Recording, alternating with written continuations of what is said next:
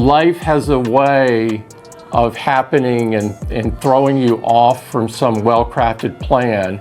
And I think the most important thing is to roll with it and make sure that you recognize when doors are opening, that they're opening, and you choose the one to walk through. Your morning routine may be broken. Here's how to fix it. Let's discuss your morning routine. Perhaps you have fallen into one of two traps. Either you have an elaborate, biohack-filled routine that defers actual work until late morning, or you don't have a routine at all. Instead, you snooze, scroll on your phone, and scramble to begin your day in a brain fog of stress and guilt. Sound familiar? You're aware of a morning routine that's supposed to help, but it often feels like a hassle. I call these the 3 M's of a morning routine. The first M is mindfulness, the second M is movement, and the third M is mindset. So I say, look, I'm a huge fan of morning routines because they give you a period of calm in the morning that's just going to make you a bit more resilient to cope with those stresses that will come up in your day. It's not if they're going to come up, they will come up. You miss it when you stay up too late, waking up feeling like a failure for not having meditated or jogged or done whatever is supposed to prepare you for success. Let's fix that. I will show you how to skip typical errors and leverage neuroscience to make your mornings considerably more productive. The morning routine dilemma. When I was growing up in America, I had what I believed to be the perfect morning routine. Lemon water, yoga, journaling, exercise, affirmations, mushroom coffee, ice baths, grounding on wet grass, you name it, I did it. But by the time I was done, it was almost lunchtime, and I'd hardly begun my day. When I later went to LA and met hyper-productive founding types, I noticed that something shocking. These billionaires weren't obsessed with morning routines. They didn't attribute their success to foam rolling, red light therapy, or elaborate rituals. Instead, they get up and get right to work. I was curious, so I decided to try their approach. I cut out my elaborate routine and started working right after waking. I was worried at first that without my regular prep, I'd be sleepy and ineffective.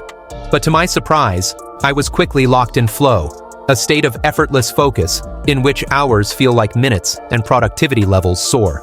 So that kind of ends the morning. And then the rest of the day just depends on what's happening. Sure. And I think it's too varied to describe, but I do suggest that people try and get a little bit of sunlight as the sun is setting in the evening or late afternoon, depending on time of year and where you live. Same practice, because now you're sending 2 signals to that master circadian clock of when there's morning and when there's evening. Flow state psychology and working in the morning. This phenomenon is not random. It is based in science. The psychologist Mihaly Csikszentmihalyi described flow proneness, our natural tendency to slip into flow. A carefully crafted morning routine enhances this inclination. Cold showers, meditation, and journaling, among other activities, help you focus, think about your goals, and effectively prime your brain for flow. But here's the catch. Right after waking, you are intrinsically most prone to flow.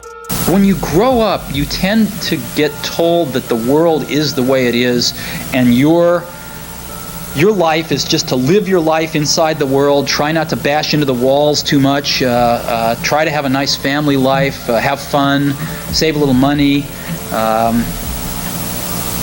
But life, that's a very limited life. Here's why. Low cognitive load. Your mind's RAM is almost empty first thing in the morning, so it is easier to get deeply focused. Optimal brainwaves. Your brainwaves change from sleep states, theta and delta, to flow patterns, so it's much easier to slot into this productive mode. Most people make the mistake of wasting this prime flow window period. Brief period, a split second, inputs from taste, sound, smell, vision, all of that come together in that imagined bite into the apple. But that lasts very, very short period in an ordinary EEG. What was stunning was that the Olympic level meditators, these are people who've done up to 62,000. Biohackers postpone it with cultish routines to optimize flow down the line, while entrepreneurial types eschew recovery completely and burn out. Neither approach is ideal. Wake up and flow, a balanced approach. Here's how to find the right balance. Begin with a wake up and flow protocol. Get up and get to work. Start your number one most important task within 60 to 90 seconds of waking. No scrolling and stretching, just jump in. You would probably get into flow in the next 15 minutes, transforming haziness into high-focus productivity. Recover later. Transition into recovery mode after 1 to 3 hours of deep work. This is also the time you can do your lemon water, yoga, or other wellness activities to refresh and maintain flow proneness throughout the day. Why recovery matters. Flow is taxing to the brain and takes up a lot of neurochemical resources. Without even adequate recovery, you will burn out. This is where biohackers thrive. They thrive on recovery practices. Mixing their recovery tactics with entrepreneurs' productivity-first approach gives you the best of both worlds. High productivity without the crash.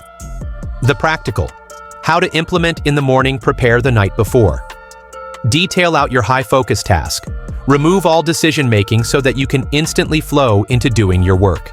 Be clear on exactly what you're going to do and how you're going to get started. Make long flow block. Action. 1 to 3 hour block of work on something. No distractions. Use this time to get real momentum on your most important goals. Reboot and recover. By the time the work block ends, you turn to the practices that refills you. This inversion, work first, recover later, enables you to appeal to your native flow state.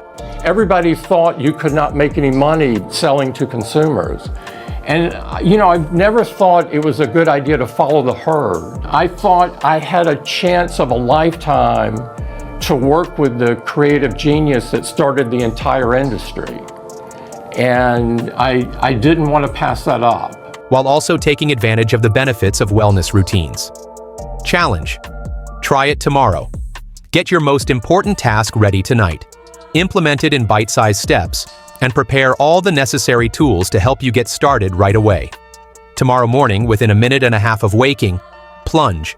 Let biology be on your side, and feel the flow as you wake up and slide into your day. With a unique blend of the best ideas from biohacking and entrepreneur efficiency hacks, you can conquer the morning routine conundrum and have a day that begins with flow and ends with balance. The question is, will you try it? Life can be much broader once you discover one simple fact, and that is everything around you that you call life was made up by people that were no smarter than you. And you can change it. You can influence it. You can build your own things that other people can use. And the minute that you understand that you can poke life and actually something will, if you push in, something will pop out the other side, that you can change it, you can mold it. That's maybe the most important thing.